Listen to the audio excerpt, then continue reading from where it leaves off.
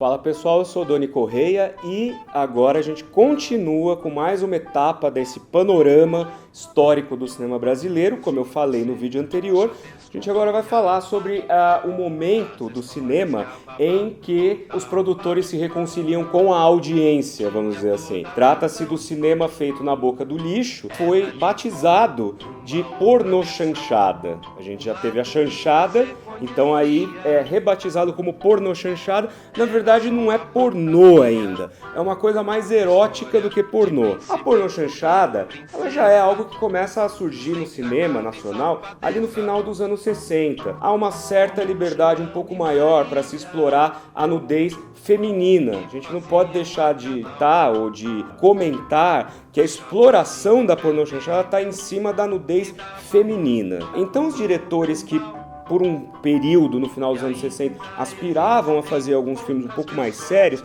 começaram a perceber que de fato eles iam realizar melhor o seu trabalho em termos financeiros, apelando para o gosto popular. Havia, nessa época, uma lei de cotas em salas de cinema. Um filme brasileiro tinha de ficar determinado número de semanas aí em cartaz. Só que os exibidores, eles não obedeciam isso, porque não era rentável para eles deixar um filme, por exemplo, de Júlio Bressani ou um filme de Glauber Rocha muito tempo em cartaz, porque ele ia tomar prejuízo. Já expliquei para vocês anteriormente. Então esses produtores resolveram produzir filmes que dialogassem diretamente com o gosto popular, pão e circo, muito mais circo do que pão no caso, porque daí eles poderiam sim deixar os filmes em cartaz cumprindo essa lei e ter retorno financeiro, né? Com isso, essas produtoras da boca do lixo começaram então a pipocar comédias com conteúdo erótico, que não tinha história alguma, ou histórias bobas, piadas de duplo sentido, né, que a gente vê até hoje em alguns programas cômicos da TV brasileira, né? Uma coisa que se perpetua, e muita cena de mulher nua e muita cena de simulação de ato sexual, que inclusive não eram filmadas, em muitos casos, com o casal ali junto de fato, né? Há várias atrizes daquela época que dizem que a câmera era colocada no close no meu rosto, eu estava lá fingindo que estava fazendo sexo com o meu parceiro, mas o meu parceiro nem estava mais lá. Né? Então, quer dizer, havia uma estrutura de produção industrial, de fato, em cima disso. Só uma pequena curiosidade. Mas o fato é que começaram a aparecer filmes de alta exploração do erotismo, alguns famosos como Aluga-se Moças, e é assim mesmo, Aluga-se Moças é famoso por ser uma pornochanchada, mas também pelo grande erro gramatical que se perpetuou. Nesse filme estão, por exemplo, Gretchen, Rita Cadillac, não é? Nós temos a Super Fêmea, que tem a Vera Fischer estreando no cinema, já havia sido Miss, né? E aí estreia no cinema, né? E nós temos produtores como Antônio Paulo Galante, que já vinha da cinematográfica Maristela,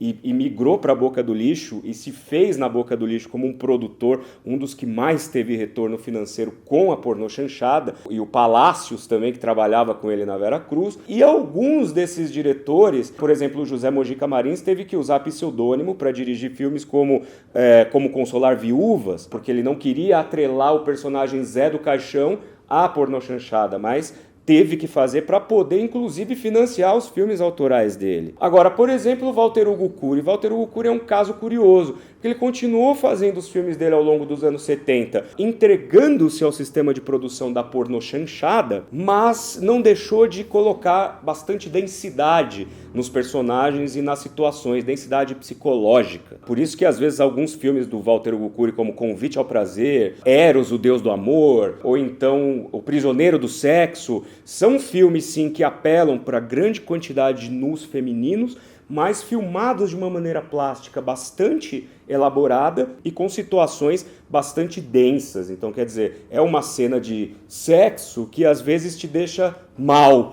Quer dizer, não é para o seu bel prazer, vamos dizer assim. Outro caso que eu posso citar é o famoso Amor Estranho Amor, que tem a famosa cena da Xuxa, que simula uma cena de sexo com um garoto de 12 anos, e por causa desse filme criou-se tantos problemas no nível judicial da coisa. Embora esse filme seja muito elaborado, está muito além dessa cena da Xuxa. É um filme histórico, inclusive, é um filme que trata de momentos da história do Brasil bastante complexos. Se passa ali na véspera da criação do Estado Novo e tudo mais. Outro que também usou do subterfúgio do nu feminino, do sexo simulado, mas para mostrar mostrar histórias mais complexas foi Silvio de Abreu, Mulher Objeto, com Nuno Leal Maia e Helena Ramos, que é um filme bastante denso, um filme quase Hitchcockiano, mas feito na boca do lixo. Então existia essa série de nuances dentro do que se chama pornochanchada. Aliás, Helena Ramos, a grande dama da pornochanchada. E por que a pornochanchada se reconcilia, quer dizer, reconcilia o cinema brasileiro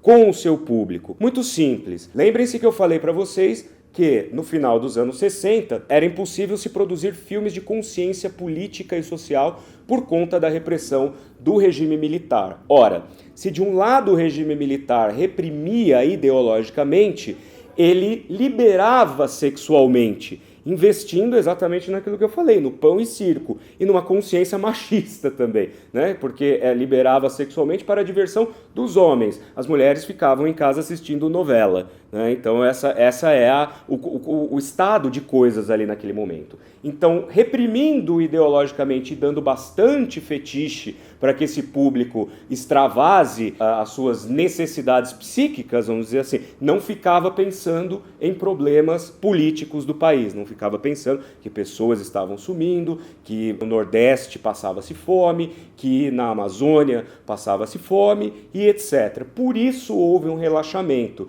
E esse relaxamento foi ficando cada vez mais evidente quando nos anos 80 começam a surgir os filmes de sexo explícito de fato. E aí veio outro filão que esses produtores exploraram, porque foram naquelas comédias e alguns dramas eróticos do final dos anos 70 e começaram a inserir cenas de closes nas partes genitais de personagens, enfim, começaram a enxertar sexo explícito de fato para relançar o filme e capitalizar em cima do cinema pornográfico de fato. A gente sabe que no final dos anos 70 existia a empresa brasileira de filmes, que é a Embrafilme. Essa empresa, na verdade, é como se fosse uma espécie de Ancine hoje em dia, um órgão regulador, né? Mas aí eu não estou falando do cinema da boca do lixo, eu estou falando de um cinema que pretendia ser financiado, ou que pretendia ter dinheiro financiado do Estado para financiar a produção. Paulo César Saraceni fez filmes históricos assim, ele fez um filme sobre José de Anchieta, né, com dinheiro da Embrafilme. O próprio Glauber Rocha fez o último longa-metragem dele, Idade da Terra, com verba da Embrafilme. Bom, boa parte dos filmes desses diretores que não pertenciam à boca do lixo, principalmente do Rio de Janeiro, Alfredo Sternheim, grande profissional do cinema da boca, como ele gosta de chamar, ele não gosta do termo boca do lixo, disse que, na verdade, a Embrafilme privilegiava mais o pessoal do Rio de Janeiro ali, enfim. Então havia, de fato, esse financiamento e a Embrafilme talvez fosse um caminho para uma profissionalização do cinema ao longo dos anos 80 e 90. Só que em 1989 nós temos pela primeira vez eleições diretas para presidente. O nosso digníssimo ex-presidente da República, Fernando Collor de Mello, ao assumir em 1990, a primeira providência que ele tomou foi extinguir a Embrafilme. Extinguindo a Embrafilme, acabou qualquer possibilidade de se fazer cinema no Brasil com verba pública, com estrutura, digamos assim, de capital para poder realizar um produto minimamente bem acabado. O cinema da boca ainda continua, o cinema pornográfico ainda continua. O cinema pornográfico vai acabar caindo no vídeo, né, nos anos 90, quando a boca do lixo também meio que se desmantela, por questões também financeiras e porque o público acaba mudando e tudo mais. Mas tem uns filmes ali nessa virada, nesse fim da Embrafilme e retomada, nós vamos falar da retomada nos próximos vídeos. Esse cinema ali, essa zona perdida entre 1990 e 1994, tem alguns produtos bastante interessantes, feitos sobretudo com incentivo de produtoras internacionais, sobretudo da França. É o caso, por exemplo, de Forever, né, Para Sempre, é o título em português, do próprio Walter Hugo Cury, de 1991, nós temos La Marca, que é de 1994, nós temos A Terceira Margem do Rio, do Nelson Pereira dos Santos, de 1993, La Marca, do Sérgio Rezende, né, retomando algumas questões da história bem recente do país. Então havia ali uma produção bastante escassa, mas que não parou e que dependia de verba internacional, sobretudo de TVs internacionais. Tem um filme do Carlos Diego chamado Veja Esta Canção, em 4 episódios, que foi semi-financiado pela TV Cultura, na época, em 1993, e assim o cinema foi ali na corda bamba, né? até o grande momento do início da retomada do cinema brasileiro,